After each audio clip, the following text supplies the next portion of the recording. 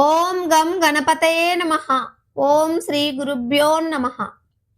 వేదాల ఆధారంగా ఉన్నటువంటి మన సనాతన ధర్మం తన ఉనికిని కోల్పోయే ప్రమాదంలో ఉన్నప్పుడు మన సనాతన ధర్మాన్ని పునర్జీవింపచేసి అద్వైతాన్ని ప్రచారం చేసినటువంటి శ్రీ శంకర భగవత్పాదుల వారి జననం విషయం గురించి ఇప్పటికీ వివాదాస్పదంగానే ఉంది.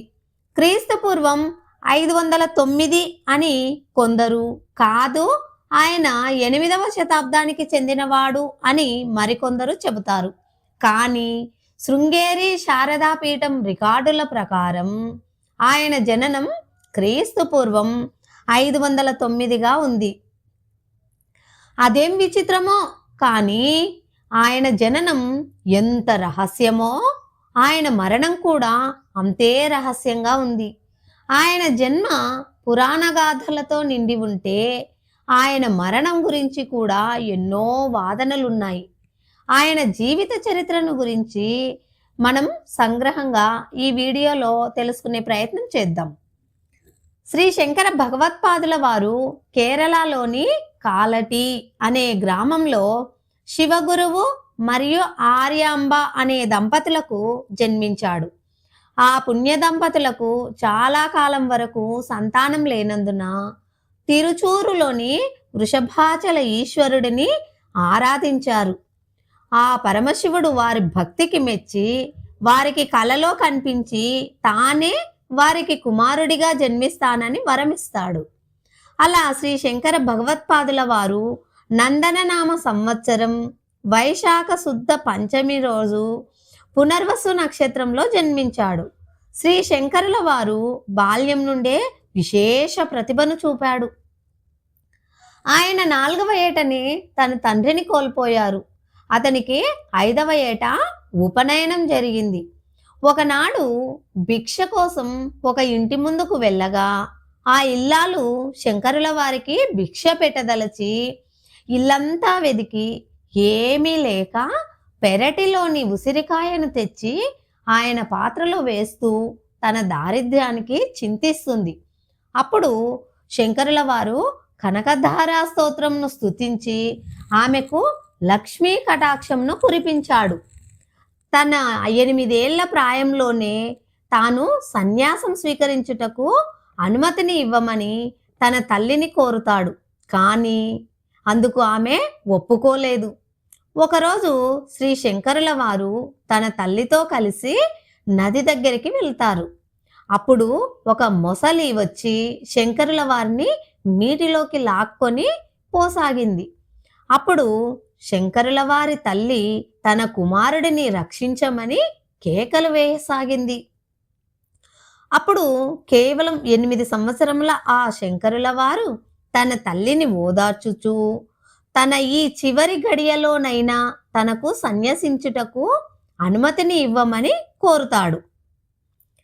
అప్పుడు ఆ తల్లి చేసేది ఏమీ లేక అనుమతిని ఇస్తుంది. వెంటనే శంకరుల వారు మానసికంగా సన్యసిస్తారు. అదేమి విచిత్రమో, ఆ మొసలి ఆయనను వదిలి వెళ్ళింది. అలా సన్యసించిన శ్రీ శంకరాచార్యుల వారు గురువును అన్వేషిస్తూ నర్మదా నది తీరానికి చేరుకుంటాడు. అక్కడ ఆయన శ్రీ గోవింద భగవత్పాదుల వారి శిష్యులుగా చేరుతారు. శ్రీ గోవింద భగవత్పాదుల వారు అద్వైత సిద్ధాంతాన్ని శ్రీ శంకరుల వారికి తెలియజేసి అద్వైతాన్ని భారతదేశమంతటా ప్రచారం చేయమని కోరుతారు. శ్రీ శంకరాచార్యుల వారు కాశీకి చేరుకుంటారు. అక్కడ ఆయనకు కొంతమంది శిష్యులు అవుతారు. ఒకరోజు శ్రీ శంకరుల వారు విశ్వనాథ ఆలయంకు వెళుతుండగా దారిలో ఒక చండాలుడు ఎదురుపడతాడు. అప్పుడు శంకరులు ఆ చండాలునితో దారి నుండి తప్పుకో అని అంటాడు.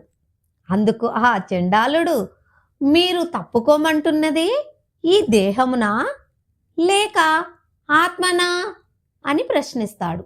అప్పుడు శంకరుల వారి అజ్ఞానం తొలగి ఆ చండాలుడు సాక్షాత్ ఆ పరమశివుడేనని గ్రహించి అతనికి పాదాభివందనం చేస్తాడు.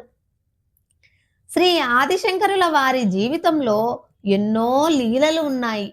ఒకసారి శ్రీ శంకరుల వారు శ్రీశైలం అడవులలో తపస్సు చేసుకుంటుండగా ఒక కాపాలికుడు వచ్చి ఆయనను బలి ఇవ్వడానికి ప్రయత్నిస్తాడు.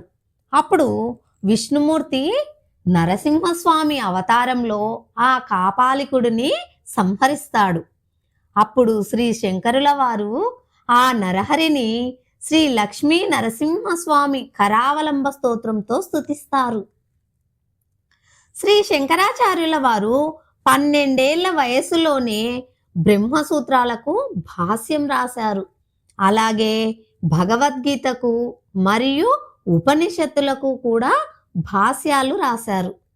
శ్రీ శంకరాచార్యుల వారు అమరులు అనే రాజు శరీరంలోకి పరకాయ ప్రవేశం చేసి అనంగతంత్ర పాండిత్యంను సంపాదించాడని చెబుతారు. ఎంతో మంది బౌద్ధ మత పండితులతో అద్వైతాన్ని ఒప్పించారు.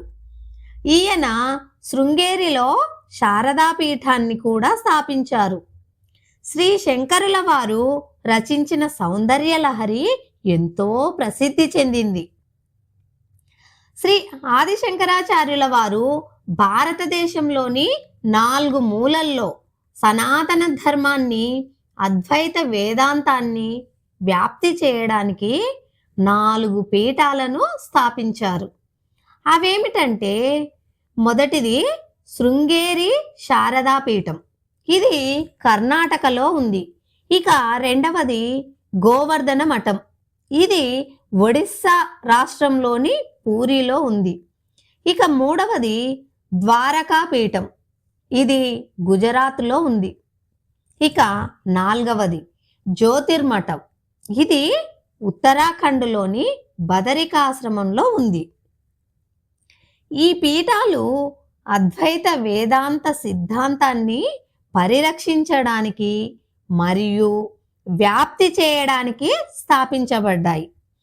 ఇంతటి మహనీయుడి మరణం సామాన్యుల మరణంలా ఉండదు.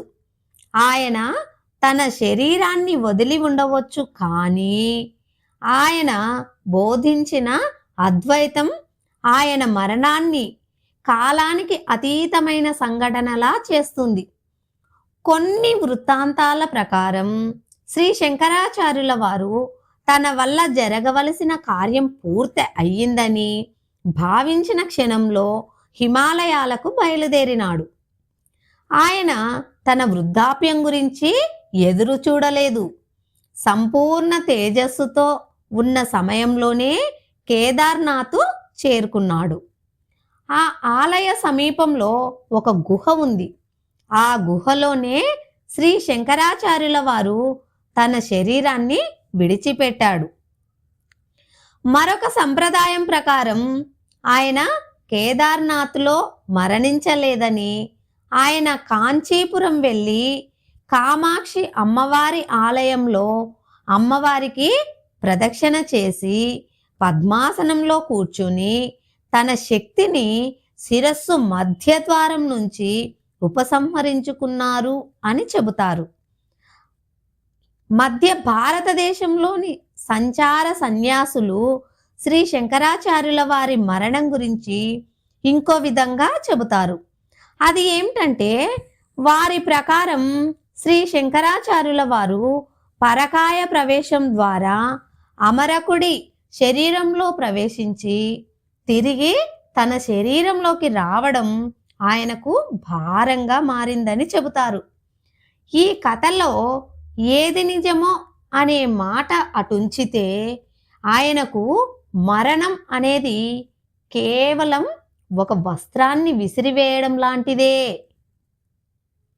అద్వైత జ్వాలను భారతదేశం అంతటా ప్రజ్వలింపజేసేందుకు ఎంచుకున్న శరీరాన్ని శ్రీ శంకరుల వారు ఆ కార్యం ముగియగానే తన శరీరాన్ని వదిలివేశారు. శ్రీ శంకరుల వారి అద్వైతాన్ని ఒక్క మాటలో చెప్పాలంటే, నీవు శరీరము కాదు, నీవు మనస్సు కాదు, నీవు అనంతమైన పరబ్రహ్మవి, ఇంతటి మహనీయమైన అద్వైత జ్ఞానాన్ని అందించిన శ్రీ శంకరాచార్యుల వారికి మన మానవ జాతి ఎంతో రుణపడి ఉంది. జై శ్రీరామ్.